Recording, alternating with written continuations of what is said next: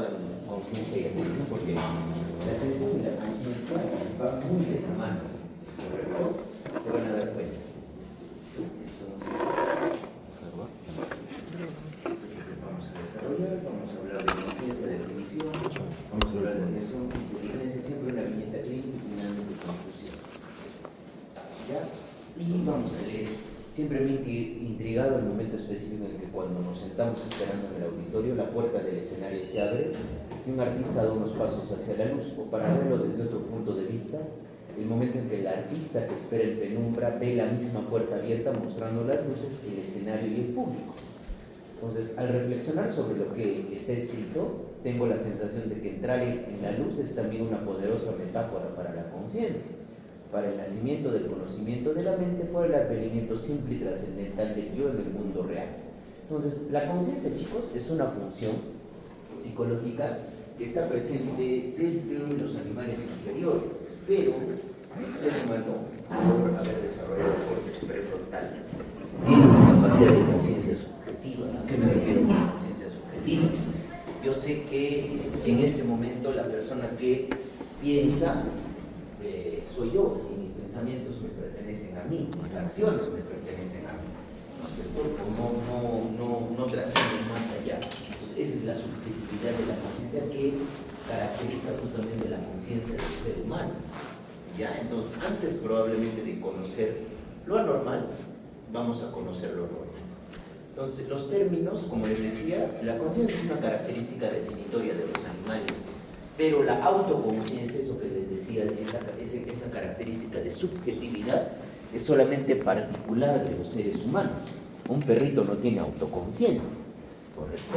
Entonces, van a ver que hay diferentes términos y desde qué tipo de o qué rama de la medicina utiliza el término de conciencia, vamos a tener diferentes acepciones, porque para los neurólogos la conciencia es un estado de completa vigilia. Para la filosofía, la conciencia tiene que ver mucho más con el autoconocimiento. Y para la psicopatología, tiene que ver con las dos cosas, ¿ya? El arousal es un estado de activación general, tanto fisiológica y psicológica del organismo. Esto puede estar presente en un animal, ¿correcto? Pero esto va a variar. Y se van a dar cuenta que acá vamos a hablar de cambios cuantitativos en el nivel de conciencia. Desde un sueño profundo, ¿correcto?, hasta la excitación intensa, ¿sí? Pero tiene un sustrato neurobiológico y eso se puede observar en el electroencefalograma. Cuando uno está despierto y le toman un electroencefalograma, hay ondas delta que son sincrónicas, y cuando uno va a dormir hay ondas gamma. Entonces hay una diferencia, ¿correcto? Y eso también varía en la parte de el coma profundo hasta la muerte cerebral, ¿no es cierto? Correcto. Entonces, nosotros decimos que, por definición, la conciencia es el conocimiento que cada uno tiene de uno mismo y de la interacción con su entorno, ¿correcto? Y si ustedes se dan cuenta, cuando uno está consciente o está despierto, tiene integrada la función de la atención, ¿correcto? Porque si ahorita están, por ejemplo, somnolientos, ¿qué pasa con la atención? Disminuye la capacidad atentiva. Entonces, eso era lo que yo también a mis estudiantes en prácticas les enseñaba. ¿Cuál es la función primordial para que se permita el funcionamiento psíquico global? La conciencia, un nivel de conciencia adecuado, ¿correcto? Entonces, esto nos permite, cuando uno tiene una atención adecuada, obtener información valiosa de dónde, del medio externo, y desarrollar estrategias para poder interaccionar con el medio ambiente, así como también tener un control voluntario de nuestras acciones, de nuestro lenguaje, de nuestros pensamientos, y poder comunicarnos, ¿correcto? ¿Y comunicar qué? Nuestros estados mentales. Entonces, al final, la conciencia es el conocimiento que tiene el ser humano de qué, de su propia existencia, de nuestros propios estados y de nuestros propios actos, ¿correcto? Entonces, vamos a hablar, como les decía, ¿no? Hay una correlación bien importante entre conciencia y atención. La atención, se van a dar cuenta, la conciencia es como si fuera el buró de un teatro, ¿no es cierto? Conocen el teatro, el buró de un teatro. Y la atención vendría a ser el foco que ilumina al actor que sale. ¿Se dan cuenta? Entonces, la atención permite enfocar nuestro interés con una conciencia plena hacia aspectos específicos de un determinado estímulo en el mundo objetivo, que nos va a permitir seleccionar, cambiar o centrar nuestra atención. Y de ahí vamos a poder ver, cuando veamos patología y psicología y psicopatología de la atención, que hay diferentes tipos de atención, ¿correcto? Entonces, si por ejemplo nosotros estamos en la calle y pasa una ambulancia, nosotros tenemos en cuenta que la ambulancia está pasando, pero hay una conciencia justamente del mundo objetivo. Y nos damos cuenta más que todo por una atención pasiva, porque un estímulo elicita la atención, que la ambulancia está pasando, pero no estoy prestando atención sobre probablemente el poste en el que estoy apoyado. ¿Se dan cuenta? El cambio a nivel de eso. Entonces, el seleccionar un canal de televisión sería la atención y la conciencia sería la imagen en la pantalla.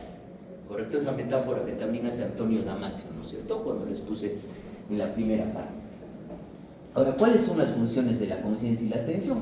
Como ya les dije, la atención nos permite seleccionar la gran cantidad de estímulos que tenemos. Entonces, si nosotros nos ponemos a razonar, la atención tiene una capacidad limitada y limitada. Limitada, ¿no es cierto? Yo no puedo estar atento a múltiples estímulos, ¿correcto? Entonces nos permite ubicarnos en el espacio, dar forma a nuestras vivencias y finalmente poder tener en cuenta un determinado objeto. Y la conciencia, que permite esa conciencia con un estado de conciencia adecuado, resumir toda esa información del entorno que necesitamos para asegurar en algún momento la disponibilidad de la misma. Y la conciencia en el ser humano tiene que ver con planificación, toma de decisiones, lenguaje y pensamiento racional. Todas estas funciones, chicos, tienen que ver con el córtex prefrontal, ¿correcto? Y establecer objetivos a largo plazo. ¿Por qué creen que pacientes que tienen algún tipo de daño prefrontal o pacientes que tienen demencia pueden antes podían manejar de manera normal un vehículo? ¿Un paciente con demencia puede manejar un vehículo? No, porque se ve alterado justamente el córtex prefrontal. Entonces, Jaspers, ¿qué decía respecto a la conciencia? Es la experiencia inmediata que tenemos de nuestro estado psíquico global. Entonces, ¿cuáles son las características básicas de la conciencia? Al igual que cuando desarrollamos afectividad, vimos características básicas de la afectividad, ¿no es cierto? La conciencia también tiene características básicas, primeramente subjetiva, que tiene que ver con la autoconciencia, y está unida a la perspectiva del individuo como ser único. No es posible reducirla, ¿no? No podemos nosotros describirla de una manera física, ni tampoco de una manera material, ni tampoco simplemente reducirla a un sustrato neurobiológico único y específico. Toda una red integrada a nivel de nuestro cerebro tiene que funcionar para estar conscientes. ¿Sí? Es intencional. Ahora, recuerden que cada vez que uno tiene una experiencia consciente, hay una intención al momento de hacer algo. En este momento, todos ustedes que están despiertos tienen enfocada su atención en la manera que yo voy hablando y voy moviendo las diapositivas, ¿sí? Y finalmente, la conciencia, hay una conciencia interna real, que es netamente la subjetiva. Hay una dicotomía, ¿no es cierto?, en que yo soy el sujeto y hay un objeto fuera de mí, y eso tiene que ver mucho con la percepción también. Y el conocimiento de que nosotros tenemos una conciencia, es decir, esa autoconciencia, ¿sí? Entonces, esta era la metáfora que les ponía, ¿no? Jaspers dice que utiliza la metáfora del escenario y del medio, ¿no? El escenario puede encogerse, es decir, la conciencia puede estrecharse, o el medio donde estamos puede volverse nebuloso o borroso. Hay nubosidad de la conciencia, ¿sí? Entonces, ¿cuáles son las bases neurobiológicas de la conciencia? Miren, si ustedes se dan cuenta, no hay algo específico, como de repente lo hemos visto en afectividad o lo hemos podido ver en psicomotricidad con los ganglios basales, el sistema extrapiramidal, la dimensión estructural de la psicomotricidad. No hay algo específico. Tienen que ver la corteza prefrontal, la corteza parietal, la corteza cingulada. El claustro es una región que permite recibir información de afuera, aferente, y emitir información eferente, ¿correcto? Y justamente como les decía, hay un nivel de sincronía gamma entre neuronas alejadas entre sí que permiten tener un nivel de conciencia adecuado. Y el cuerpo entero ayuda a generar la conciencia que tiene incluso hasta investigación o sus bases en la física cuántica. ¿Correcto? Entonces, ahora que ya conocemos lo que son los términos y lo que es conciencia, vamos a ir a hablar de las patologías. ¿Ya?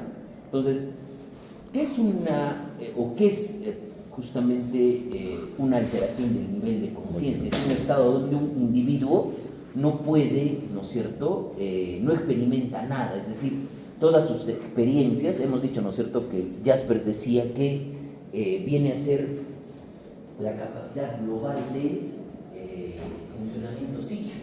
Cuando un paciente tiene un nivel de conciencia alterado, no tiene esas experiencias. Además, se altera el ritmo, el estado de ánimo, y esta situación, con un estado alterado de conciencia, no puede hacer que el individuo vuelva a un estado habitual y mantenerlo cuando lo decide. Y si otros logran este retorno a su estado habitual, o pueden lograr que retorne a su estado de conciencia habitual mediante un sencillo procedimiento social. Entonces, eso es una alteración del nivel de conciencia. Y se van a dar cuenta, al igual que hemos visto en psicomotricidad, vamos a encontrar alteraciones cuantitativas en grados de conciencia y alteraciones cualitativas y otras alteraciones. Entonces, primeramente vamos a hablar de cambios cuantitativos en los niveles de la conciencia que se pueden observar como un continuo. Acá está justamente un individuo consciente, está orientado, ¿correcto? Y tiene que ver mucho con la capacidad de estar despierto, ¿correcto? Está el sistema reticular activador ascendente y está el sueño, ¿no es cierto? Y durante el sueño nosotros no tenemos conciencia, ¿no? Entonces vamos desde un estado de conciencia normal, donde estamos alertas, vigilantes, lúcidos, y posteriormente podemos pasar a un estado de obnubilación, sopor, coma y la muerte cerebral. Ahora, en la mayoría de los trastornos van asociados a estos niveles de excitación y alerta. Entonces vamos a hablar de inconsciencia en los cambios cuantitativos, alteraciones del ciclo vigilia-sueño, anomalías en la lucidez de la conciencia y finalmente anomalías en la conciencia de uno mismo, ¿correcto? Esto es en las patologías cuantitativas, las alteraciones cuantitativas, ¿sí? Entonces miren, nosotros vamos desde una conciencia normal hasta una mente no consciente que tiene que ver mucho con la atención y los estadios diferentes del coma hasta la muerte cerebral. Luego el sueño profundo, los estadios del sueño, la disminución probablemente del despertar y el sueño normal, ¿correcto? Entonces ustedes se están dando cuenta, acá estamos hablando más que todo de alteraciones cuantitativas en el nivel de conciencia.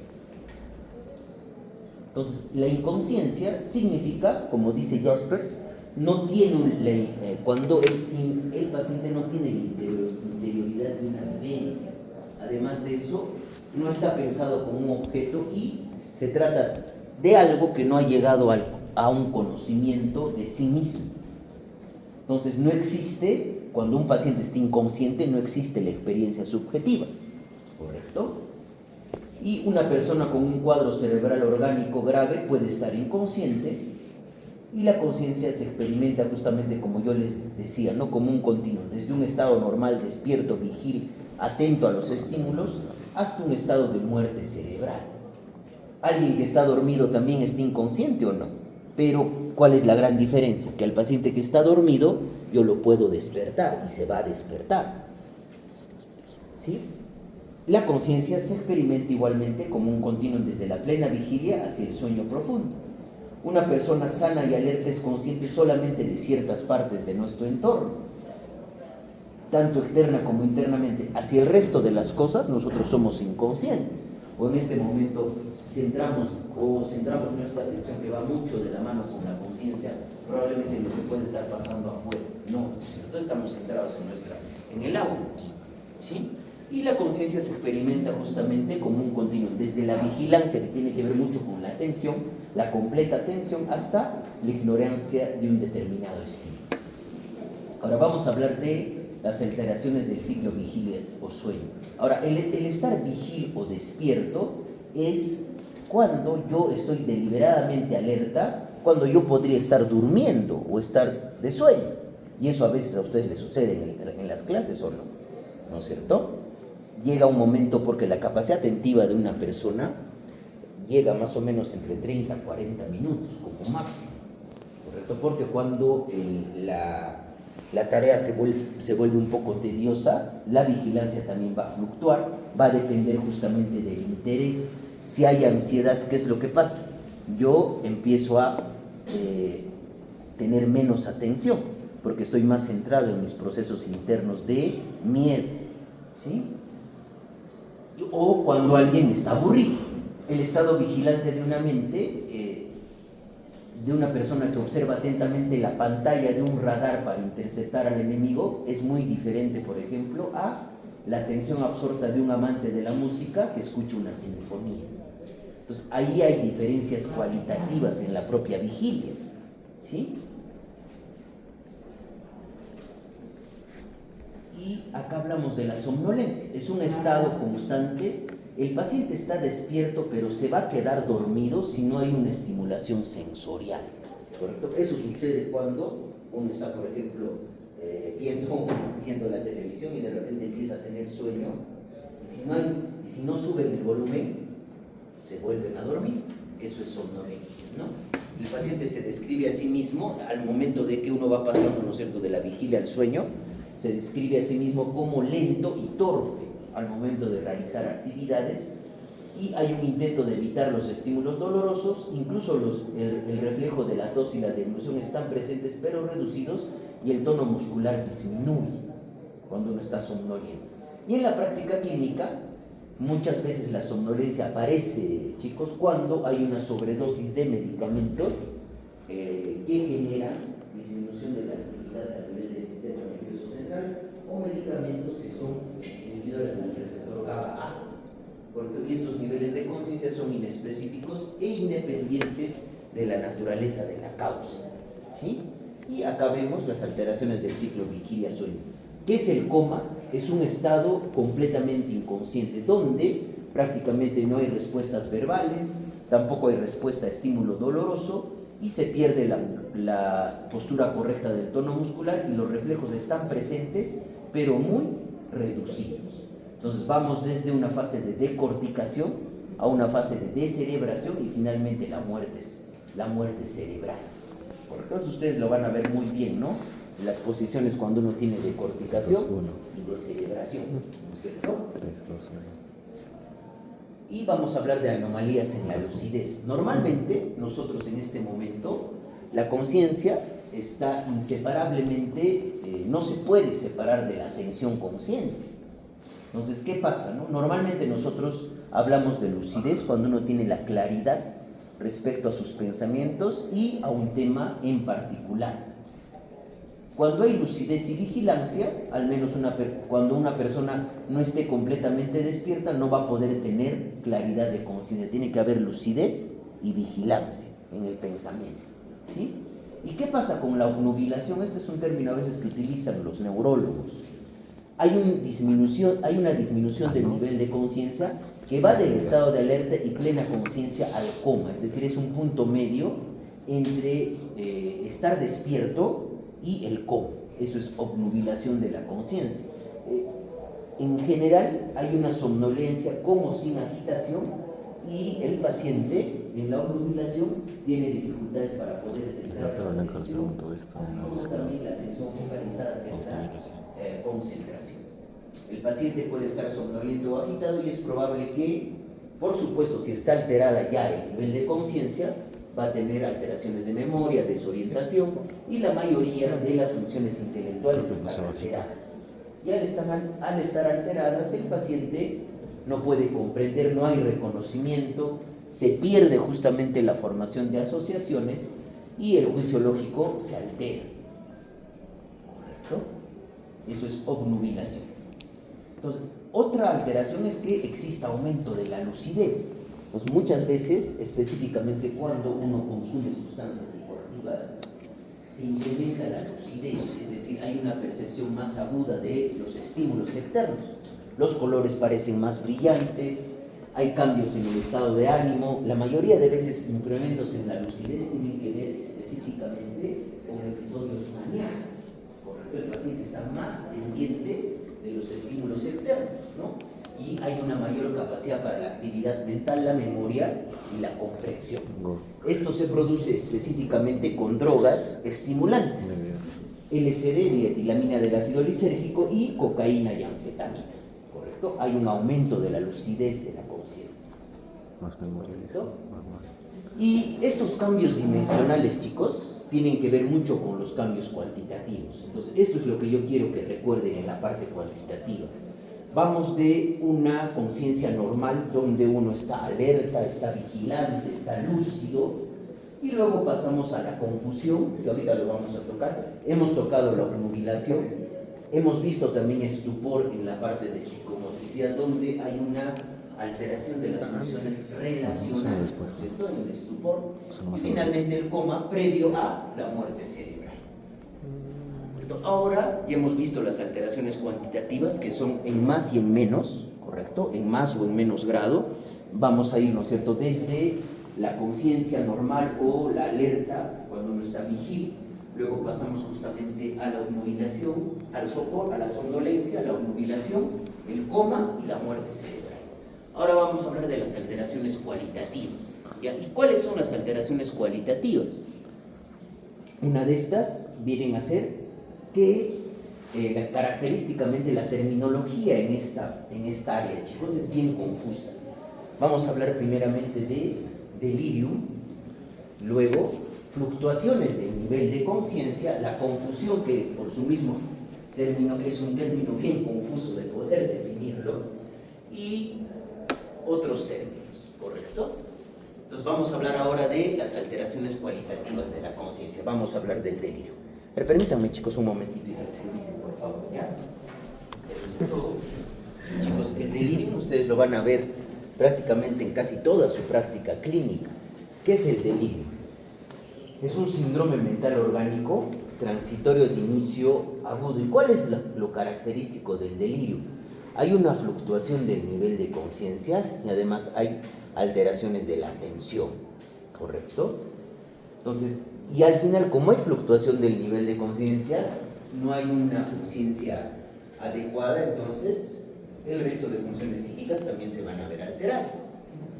Hay un nivel reducido de conciencia, alteraciones en poder focalizar la atención y se puede agregar aumento o disminución de la actividad psicomotora. Además, muchas veces en el delirium como síndrome se altera el ciclo sueño-vigilia. ¿A qué me refiero con que se altera el ciclo sueño-vigilia? A ver, normalmente en la noche, ¿qué hacemos? Dormimos, y en el día estamos despiertos. ¿Qué creen que va a pasar cuando se altere el ciclo sueño-vigilia? Va a haber inversión del ciclo sueño-vigilia. Lo clásico es que es un ancianito o una anciana mujer que se ha fracturado la cadera, está en el servicio de traumatología y lamentablemente por el propio dolor se puede generar el delirio. Entonces, ¿qué empieza a pasar, no? Durante el día está soporosa, no responde, no reconoce bien a sus familiares, se altera probablemente la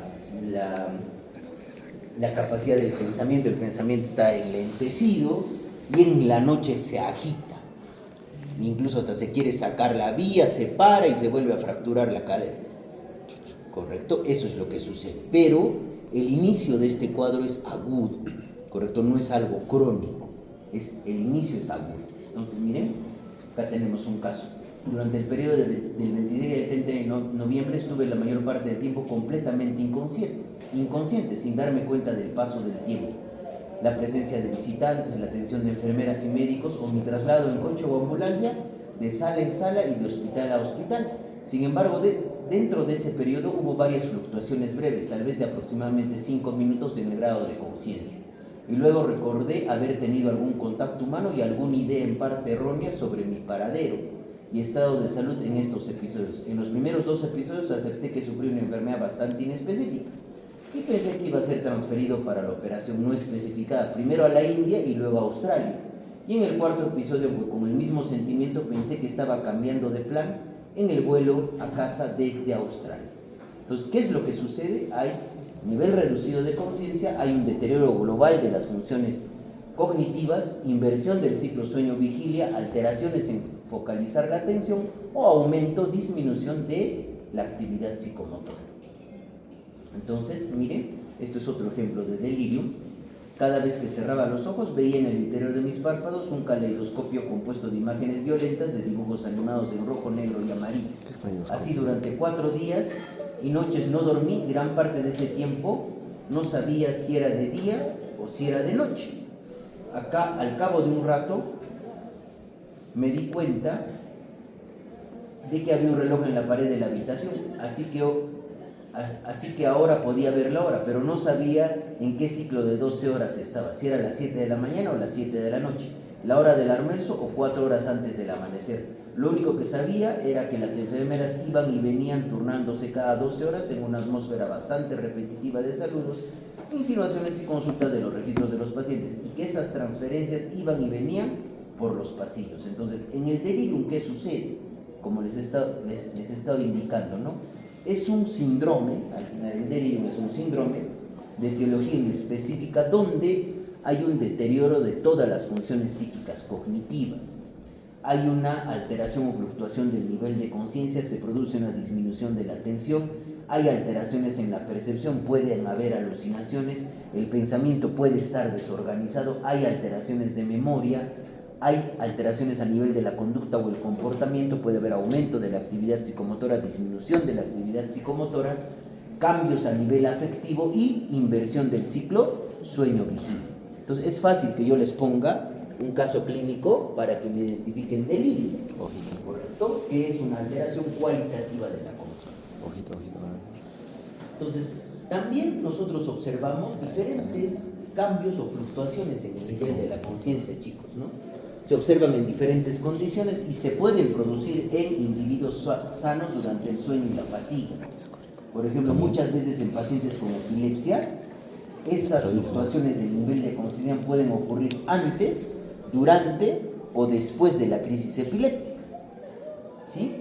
Y muchas veces en estados delirantes el paciente está más desorientado, perturbado en su estado de ánimo y perceptualmente confuso. Con delirium durante la noche y durante la mañana está teniendo lucidez de conciencia. Eso es lo clásico que sucede en el delirio, ¿ya? Entonces, estas fluctuaciones pueden entenderse como un continuo, ¿no? Desde la lucidez plena hasta el delirio, ¿correcto? Son fluctuaciones en el nivel de conciencia. Y el término, que es un poquito más confuso, el mismo término confusión. Más que todo, este término, que a veces ya no se utiliza mucho, ¿no? Hace referencia a que se ha perdido la capacidad de tener un pensamiento claro y coherente, y está más asociado a ataques de ansiedad. Cuando uno está muy ansioso o sucede algo estresante, empieza a tener el pensamiento medio confuso, empieza a sentir esa sensación subjetiva de confusión. Sí pasa. Es un término impreciso, muchas veces se puede producir en cuadros orgánicos agudos o con interrupción del pensamiento debido a daño cerebral en cuadros crónicos, o también asociado a la ansiedad o en algunos pacientes como esquizofrenia. Y fenomenológicamente el paciente va a describir esta propia experiencia. El paciente no siente un pensamiento claro y coherente, y además podemos observar esa sensación subjetiva o a nivel de su afecto, esa perplejidad que puede tener al experimentar la confusión, ¿correcto? Y otros términos, esto también es algo muy importante que recuerde, que últimamente ya no se utiliza, pero se presenta en la clínica. En el estado crepuscular, normalmente nosotros cuando estamos despiertos tenemos un flujo normal de nuestra conciencia. Entonces, ¿qué pasa en el estado crepuscular? Se produce una interrupción en la continuidad de ese flujo y se produce un estrechamiento del nivel de conciencia. Y clásicamente esto se presenta mucho más en pacientes con epilepsia, intoxicación alcohólica, traumatismo encefalocraneano y con presencia de psicopatología en estados disociativos, es decir, hay fenómenos, los fenómenos disociativos tienen que ver con la parte de cómo si, es como si estuviera soñando, es como si las cosas se alejaran de mí mismo, ¿correcto? ¿Y cuáles son las características? Y esto es clásico, que yo les pongo en el examen un estado crepuscular para que identifiquen. Entonces, primeramente, hay una aparición y finalización repentina. Entonces, puede durar entre pocas horas, incluso hasta semanas, y normalmente en un paciente que tiene una conducta apacible empiezan a aparecer actos violentos, ¿correcto? Y en una persona con una conducta normal. Y como la conciencia está alterada, la conciencia puede estar alterada o relativamente normal entre los episodios. Y una de las características muy importantes que tiene que ver con la memoria en el estado crepuscular es que no deja recuerdo, ¿correcto? Y es mucho más frecuente en la epilepsia, ¿no? Un estado crepuscular. Puede haber un estado crepuscular orientado, un estado crepuscular desorientado, pero eso ya es más que todo para la especialidad. Yo quiero que recuerden es que cuando hay una interrupción en la continuidad de la conciencia, de aparición y finalización brusca con aparición de actos violentos en una persona que normalmente no tiene ese tipo de conductas y hay una amnesia posterior, correcto, y no deja recuerdo, eso es un estado crepuscular, correcto. Y acá tenemos, ¿no?, una paciente epiléptica de 25 años que tenía una conducta sumamente tranquila previamente. Durante un almuerzo familiar un día domingo empezó a sentirse irritable. Por momentos se tornó con lenguaje procaz. No participaba en la conversación con los demás como si no estuviera en sí. Sus familiares la notaron más irritable y por temor a que pueda desarrollar una crisis epiléptica, la llevaron al hospital, donde cometió un acto sumamente inusitado. Golpeó y mordió a la enfermera que le tomaba los signos vitales. Le colocaron medicación y la enviaron a casa. Al día siguiente despertó lúcida y de muy buen humor. No recordaba las acciones que cometió el día previo. Esto es un estado crepuscular, ¿correcto? ¿Listo? Ahora, esto es también otro tipo de estado crepuscular que es la embriaguez patológica o la manía poto. Es un estado crepuscular específicamente asociado a la ingesta de alcohol. Entonces, existe la presencia de estos 4 componentes. Uno, tiene que haber el consumo de alcohol, ¿correcto? Y va a depender de una cantidad variable de consumo de alcohol, ¿ya? Después de esto vienen conductas violentas sin sentido. Se produce, después de las conductas violentas sin sentido, un sueño prolongado, ¿correcto? Y se produce una amnesia total o parcial de la conducta alterada. Esto se produce más que todo en población de etnia japonesa o china, que no tienen justamente una enzima para metabolizar el alcohol. Eso lo han visto en bioquímica, les aseguro, ¿no es cierto? La falta de alcohol deshidrogenasa.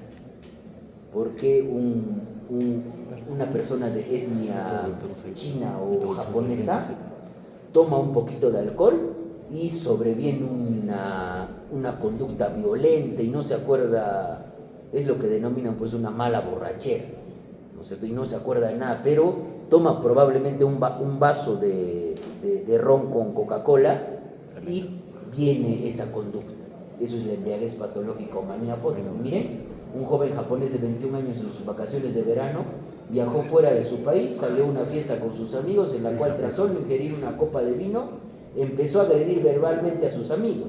Llegó a causar disturbios en el bar donde se encontraba. Posterior a esto se durmió y al día siguiente no recordaba nada de lo sucedido la noche anterior. Embriaguez patológica o manía apoto, ¿cierto? Y luego hablamos de automatismos, donde empiezan a haber acciones, pero en ausencia de conciencia. Es decir, se interrumpe el flujo de conciencia y el paciente tiene acciones y por supuesto no va a recordar las acciones que está realizando, ¿sí? Un automatismo, como acá lo dice Fenwick, viene a ser una parte involuntaria del comportamiento donde el individuo no tiene control, ¿no? Y en general es inadecuado para las circunstancias y no puede corresponderse al carácter de la persona. Puede ser complejo, simple, podría parecer intencional y dirigido, pero no hay un juicio en ese comportamiento. Al igual que el estado crepuscular, al igual que la manía potú, no deja recuerdo.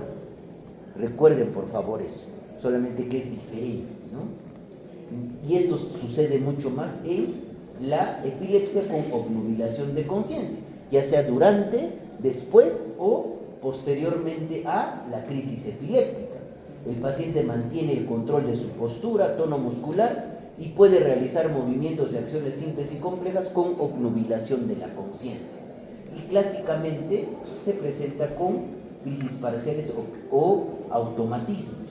El paciente parece despierto, pero está completamente desconectado. Y eso está asociado a una crisis epiléptica. No tónico-clónica generalizada como hemos visto en psicomotricidad, pero de repente el paciente tiene una crisis de ausencia, eso se denomina crisis de ausencia. Yo, por ejemplo, estoy hablando con ustedes y de repente me desconecto, me quedo así y después vuelvo a despertar y les empiezo a decir, ¿qué estaba hablando? Eso es, por ejemplo, una crisis de ausencia. Es un tipo de epilepsia que anteriormente se le conocía como el petit mal. ¿Ya? Y acá hablamos del estado onírico. Ahora, no hay una diferencia clara entre porque el estado onírico hace referencia a algo como si fuera soñado, ¿no es cierto? Entonces, no hay una diferencia entre el estado crepuscular o el delirio. Entonces, el paciente parece estar viviendo en un mundo de ensueño, por eso es estado onírico. Está desorientado, está confuso, tiene alucinaciones y tiene deterioro de la conciencia, por eso, y un cambio emocional. Por eso no sería adecuado desde el punto de vista pedagógico que yo les ponga un caso pues, de delirio y estado onírico, porque son síntomas, son cuadros muy parecidos. Lo que ustedes más van a ver es delirio. Miren, por ejemplo, un suboficial de un barco ingresó en un hospital tras sufrir un traumatismo cráneoencefálico mientras navegaba, asociado con consumo excesivo de alcohol. En el hospital gritaba, "Hicen las velas, pongan los botes listos para la evacuación, el agua ingresará por las escotillas". No tenía conciencia de estar en un hospital. Es el estado onírico. Y hablamos del estupor. Esto ya lo hemos visto, ¿no es cierto?, en psicomotricidad. ¿Se dan cuenta? Siempre recuerden que en el estupor se produce alteración de las funciones relacionales. Se pierde la conducta motora y el lenguaje. Normalmente, ¿cómo está un paciente estuporoso? Es un paciente que está echado en su cama, no responde a ningún estímulo externo o no tiene, digamos, un compromiso de conciencia completo, pero ha perdido la función relacional propia de la conciencia. Puede seguir al examinador con los ojos. Entonces, puede existir cierto grado de obnubilación de la conciencia. Hay mutismo, y esto lo hemos hablado, ¿no? Los neurólogos utilizan más este término que es el mutismo asinético. Hay mutismo y hay falta de movimientos, mutismo asinético. Y fenomenológicamente, prácticamente hay una ausencia total con conciencia clara de movimientos voluntarios. Se pierde la función de relación, tanto lenguaje como movimiento corporal. Un paciente varón de 21 años fue hospitalizado en el servicio de psiquiatría de su localidad, no emitía ninguna palabra, además de estar echado en su cama sin realizar ningún movimiento. Sin embargo, sus ojos estaban abiertos, tenía reflejo conjuntival, incluso cuando alguien ingresaba a su habitación, lo seguía con los ojos. ¿Sí? Entonces, hasta ahí, chicos, sí hemos terminado porque es larga la clase, no hay ningún problema porque memoria y orientación y atención vamos a terminarlo con nuestra siguiente clase. Más bien lo que sí les voy a dejar es, ya les he subido el artículo de aproximaciones a la conciencia para que puedan dar este fin de semana el pasito de conciencia. Ahora, tengo que acordar con Mariela, hoy día yo tengo una tesis a las 9 de la noche, entonces yo tenía que hacer la recuperación a las 8:30, entonces recién en la tarde me han avisado de la tesis. Entonces voy a tener que recuperar, no sé si puede ser el jueves en la noche. Voy a coordinar con Mariela porque es para las secciones D y F. Con ustedes estamos igualados. ¿Ya? Entonces con eso hemos terminado, chicos. ¿Ya? Vamos a continuar, no se preocupen.